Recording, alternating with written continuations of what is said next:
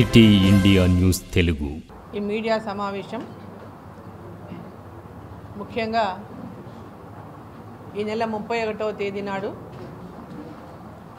సర్దార్ వల్లభాయ్ పటేల్ గారి 150వ జయంతిని పురస్కరించుకొని కేంద్ర ప్రభుత్వం అధికారికంగా అనేక కార్యక్రమాలను నిర్వహిస్తున్నటువంటి నేపథ్యంలో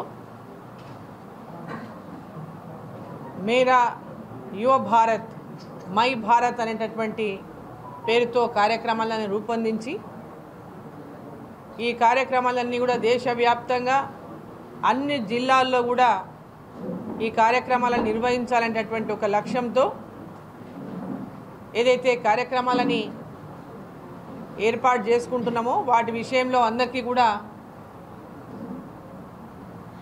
తెలపడానికి కోసం ఈ యొక్క కార్యక్రమంలో పెద్ద ఎత్తున అందరి భాగస్వామ్యం ఉండడం కోసం ఈ మీడియా సమావేశాన్ని ఇక్కడ నిర్వహించడం జరుగుతూ ఉంది. మీడియా మిత్రులందరూ కూడా ఈ ప్రోగ్రాంలు ఏవైతే మేము చెప్పబోతున్నామో ఆ ప్రోగ్రాంలన్నింటినీ కూడా పెద్ద ఎత్తున యువకులు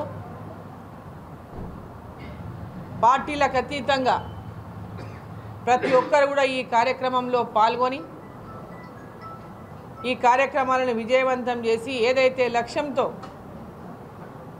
భారతదేశాన్ని అంతటిని కూడా ఏకం చేయాలని భారతదేశమంతా కూడా ఒక్కటేనని అన్ని సంస్థానాలను కూడా భారతదేశంలో విలీనం చేసినటువంటి సర్దార్ వల్లభాయ్ పటేల్ గారి యొక్క లక్ష్యం ఏక్ భారత్. మరి ఈ యొక్క ఏక్ భారత్ లక్ష్యాన్ని ఈరోజు మనం అందరం కూడా భారతదేశం యొక్క అభివృద్ధి కోసం సుస్థిరత కోసం వారి స్ఫూర్తితో ఈరోజు నరేంద్ర మోదీ గారి ప్రభుత్వంలో చేపడుతున్నటువంటి అనేక కార్యక్రమాలు సర్దార్ వల్లభాయ్ పటేల్ గారి యొక్క జన్మదినాన్ని పురస్కరించుకొని ఆ రోజు 31వ తేదీ నాడు వారికి నివాళులు అర్పించి వారి ఎక్కడైతే వారి స్టాచ్యూస్ ఉన్నాయో అక్కడ వారి స్టాచ్యూస్కి నివాళులు అర్పించి పూలమాలలతో వారిని ఆ యొక్క స్టాచ్యూస్ని శుభ్రం చేసి అలంకరించి వారికి నివాళులు అర్పించిన తర్వాత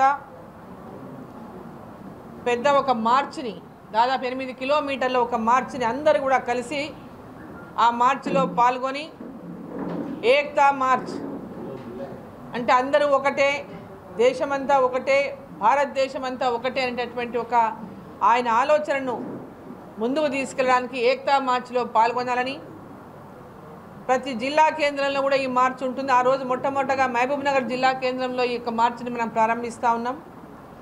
ఆ తర్వాత నారాయణపేటలో కూడా ఉంటుంది జిల్లా కేంద్రంలో. అలా ప్రతి జిల్లా కేంద్రంలో కూడా ఈ యొక్క ఏక్తా మార్చ్ నిర్వహించడం జరుగుతుంది. రాష్ట్ర వ్యాప్తంగా ఈ యొక్క మార్చు 31వ తేదీ నుంచి ప్రారంభమై దాదాపు 15 అంటే నవంబర్ 25 వరకు కూడా ఈ మార్చిని కొనసాగించడం జరుగుతుంది. అంటే 25 రోజులు వివిధ జిల్లాల్లో వివిధ కార్యక్రమాలతో పాటుగా ఈ మార్చిలను నిర్వహిస్తూ సర్దార్ వల్లభాయ్ పటేల్ గారి యొక్క జీవిత చరిత్ర పైన కాంపిటీషన్స్ కూడా స్కూళ్ళల్లో పిల్లలకు ఏర్పాటు చేసి వారి జీవిత చరిత్రను పెద్ద ఎత్తున యువత కూడా వాటిని స్ఫూర్తిగా తీసుకొని ఈ దేశం యొక్క ఐక్యత కోసం, ఈ దేశం యొక్క బలోపేతం కోసం వారు తీసుకుని ఒక ఉక్కు మనిషిగా పిలువబడినటువంటి సర్దార్ వల్లభాయ్ పటేల్ గారు, మనం అందరికీ తెలుసు వారిని ఉక్కు మనిషి అని పిలుస్తారని వారికి ఉన్నటువంటి బిరుదు. చాలా స్ట్రాంగ్ పర్సన్ అని. ఆనాడు మన తెలంగాణ విషయంలో కూడా చూసుకుంటే ఆపరేషన్ పోలో ద్వారా దేశమంతా కూడా మనకు 15 ఆగస్టుకు 47లో స్వతంత్రం వస్తే మన తెలంగాణ ఆనాడు హైదరాబాద్ స్టేట్ ప్రిన్స్లీ స్టేట్, ఇది నైజాం నవాబులు ఇక్కడ పాలిస్తున్నటువంటి రోజులవి. 13 సెప్టెంబర్ రోజు 1948 13 సెప్టెంబర్ రోజు ఇక్కడ ఆపరేషన్ పోలో ద్వారా ఈ ప్రాంతాన్ని అంతా కూడా దేశంలో విలీనం చేయాలని ఇక్కడ ఆర్మీని మొత్తం కూడా ఇక్కడ దించి 17వ తేదీ నాటికి వారి యొక్క రాష్ట్రాన్ని సరెండర్ చేసినటువంటి విషయంలో ఒకసారి మనం గుర్తు చేసుకుంటా ఉన్నాం. దేశమంతా కూడా 15 ఆగస్టు 1947 స్వతంత్రం వస్తే మనకు 17 సెప్టెంబర్ రోజు ఈ హైదరాబాద్ స్టేట్ మన భారతదేశంలో విలీనమైనటువంటి రోజు. మనకు 1950 జనవరి 26 నుంచి మనకి ఇక్కడ భారతదేశం విలీనమై ఇక్కడ పరిపాలన ప్రారంభమైంది. సో ఈరోజు మనం ఆ రోజు 17 సెప్టెంబర్ నాడు విముక్తి కలిగినటువంటి ఆ రోజుని నేటికి మనం గుర్తు చేసుకుంటున్నాం. నేటికి మనం దాన్ని అదే రోజు ఈ ప్రాంతం ఏర్పడిన ఈ ప్రాంతానికి విముక్తి కలిగినటువంటి రోజు, స్వతంత్రం వచ్చినటువంటి రోజుగా మనం అంతా కూడా సెలబ్రేషన్ చేసుకుంటా ఉన్నాం. ఈరోజు యువకులంతా కూడా ఈ యొక్క మై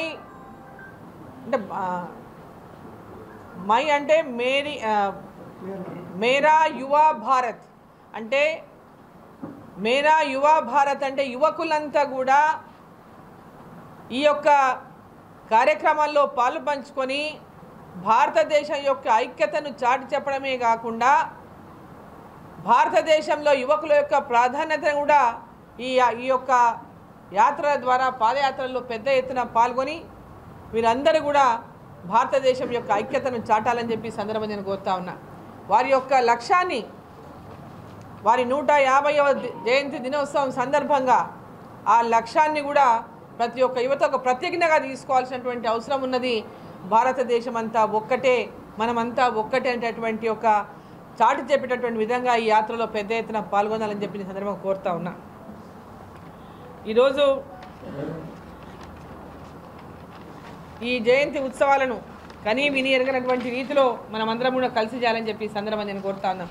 వినూత్నమైనటువంటి కార్యక్రమాలు తీసుకోవాలి. ఆ రోజు ఈ అంటే డిఫరెంట్గా ఒక జానపద నృత్యంతో కానీ మన లోకల్ కళలతో కానీ కన్నుల పండుగగా ఈ యొక్క జయంతి ఉత్సవాలు జరపాలని చెప్పి సందర్భంగా నేను కోరుతా ఉన్నా. ఏ కార్యక్రమాలకు మనం ఈరోజు మొత్తం ఒక టైం టేబుల్గా కేంద్ర ప్రభుత్వం కూడా అనేక కార్యక్రమాలు అనేక రాష్ట్రాల్లో నిర్వహిస్తూ ఉంది. మన రాష్ట్రంలో కూడా ప్రతి జిల్లాలో కూడా ఈ కార్యక్రమాలను నిర్వహిస్తూ ఉన్నాం. పెద్ద ఎత్తున ఈ యొక్క ర్యాలీలో పాల్గొన్న వాళ్ళని ప్రత్యేకంగా ఎవరైతే దీనిలలో అవార్డీస్ ఉంటారో వారి వ్యాసాలను రాసిన వాళ్ళు, వాళ్ళ లోపల సెలెక్ట్ అయినటువంటి వాళ్ళ ద్వారా కూడా వాళ్ళతో కూడా ఈ ర్యాలీ పెద్ద ఎత్తున గుజరాత్లో నిర్వహించబడుతుంది. పెద్ద ర్యాలీ, దాంట్లో పాల్గొనడానికి కూడా వాళ్ళకి అవకాశం ఇవ్వబడుతుందని చెప్పి సందర్భంగా నేను తెలియజేస్తా ఉన్నాను. మరి ఇక్కడ మనకు ఉన్నటువంటి మై భారత్ కేంద్రం ఏదైతే ఉందో ఆ కేంద్రాన్ని కూడా ఇక్కడ బలోపేతం చేస్తాం. యువకులందరికీ కూడా పెద్ద ఎత్తున అక్కడ స్కిల్ డెవలప్మెంట్ ట్రైనింగ్స్ ఇచ్చే విధంగా వాళ్ళకు ఉండడానికి అవకాశం ఉండడానికి కూడా విడిది అవకాశం ఉండేటటువంటి విధంగా కూడా ఇంతకుముందే ఇక్కడ ఉన్నటువంటి మై భారత్ ఈ ప్రాంతం యొక్క అధికారి అయినటువంటి కోటా నాయక్ గారు ఆ యొక్క భవనం గురించి కూడా చెప్పినారు. భవనం అంతగా సదుపాయాలు లేవని మా దృష్టికి తీసుకొచ్చినారు. ఈరోజు కేంద్ర ప్రభుత్వం ఏదైతే ఒక లక్ష్యాన్ని నిర్ణయించుకున్నదో మై భారత్ అని యువకులను ప్రోత్సహించి యువతను పెద్ద ఎత్తున వారికి అన్ని రకాలుగా ఈ యొక్క కేంద్రాల ద్వారా సహాయ సహకారాలు అందించి వారిని అన్ని రకాలుగా యువకులకు తోడుగా ఉండాలనేటటువంటి ఒక నిర్ణయంతో ఈ కార్యక్రమాలు ఇంకా ముందు అనేక కార్యక్రమాలు తీసుకోవడం జరుగుతుంది. దాంట్లో భాగంగానే ఈ యొక్క కేంద్రాన్ని కూడా బలోపేతం చేస్తామని, దానికి వసతులు కూడా లేని వసతులన్నీ కూడా అక్కడ కల్పించేటువంటి ప్రయత్నం కూడా చేసే విధంగా కూడా ఉంటుంది. ప్రతి జిల్లా కేంద్రంలో కూడా ఈరోజు మై భారత్ కేంద్రాలను ఏర్పాటు చేయాలనేటువంటి ఒక లక్ష్యంతో ఈరోజు కేంద్ర ప్రభుత్వం ఉన్నది.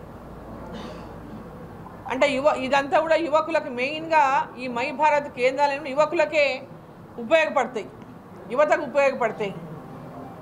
యువత ఆ కేంద్రాలకు వచ్చి అనేక విషయాలపైన అవగాహన కలిగి యువకులకు వస్తున్నటువంటి అనేక కార్యక్రమాల విషయంలో కేంద్ర ప్రభుత్వం యొక్క పథకాల విషయంలో కానీ యువకులకు ఏం చేసుకోవచ్చు, ఏ విధంగా మనం ముందుకెళ్ళొచ్చు, అనేక రకాలైనటువంటి అంశాలపైన వాళ్ళ అవగాహన కలిగి దాని ద్వారా వాళ్ళ స్ఫూర్తితో వారందరూ కూడా భారతదేశం యొక్క అభివృద్ధిలో భాగస్వామ్యం కావాలని, ఈ భారతదేశం నిర్మాణంలో ప్రతి ఒక్కరు కూడా భాగస్వాములు కావాలనేటటువంటి లక్ష్యంతో ప్రధానమంత్రి నరేంద్ర మోదీ గారు ఈ యొక్క కార్యక్రమాన్ని ఏదైతే తీసుకున్నారో మై భారత్ అని, ఈ మై భారత్ కార్యక్రమాన్ని యువకుల యొక్క ఉత్సాహంతో ప్రోత్సాహంతో ఇటువంటి గొప్ప గొప్ప వ్యక్తుల సర్దార్ వల్లభాయ్ పటేల్ ఒక ఉక్కు మనిషిగా ఏదైతే గుర్తింపబడిందో చరిత్రలో మనమందరం కూడా ఏనాటికి మర్చిపోయినటువంటి నాయకత్వాన్ని భారతదేశానికి అందించిండో,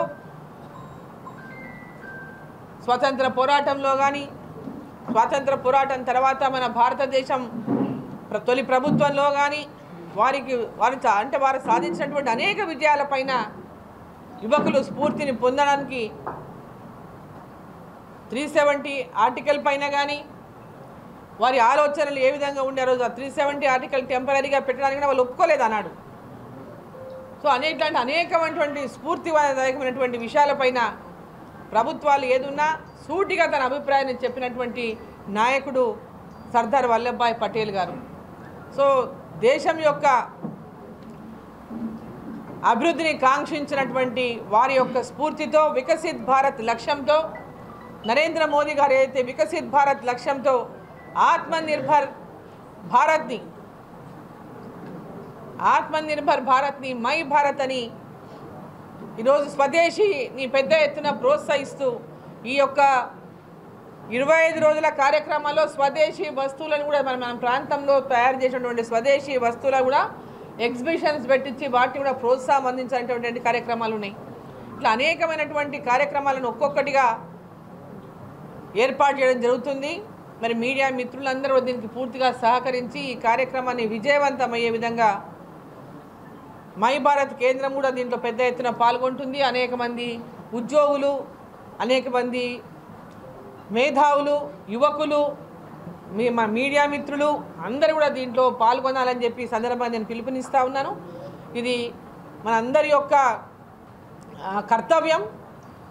సర్దార్ వల్లభాయ్ పటేల్ గారి 150వ జయంతిలో పాల్గొని వారికి నివాళులు అర్పించడమే కాదు, వారు అనుకున్నటువంటి ఆకాంక్షతో భారతదేశ నిర్మాణంలో మనం అందరం కూడా భాగస్వాములం కావాలని చెప్పి మిమ్మల్ని అందరినీ కూడా కోరుకుంటూ మరి జయంతి ఉత్సవాలను అందరూ కూడా విజయవంతం చేయాలని మిమ్మల్ని అందరినీ కోరుతా ఉన్నా. మీడియా మిత్రులు నాకు సహకరించాలని చెప్పి నేను కోరుతున్నాను.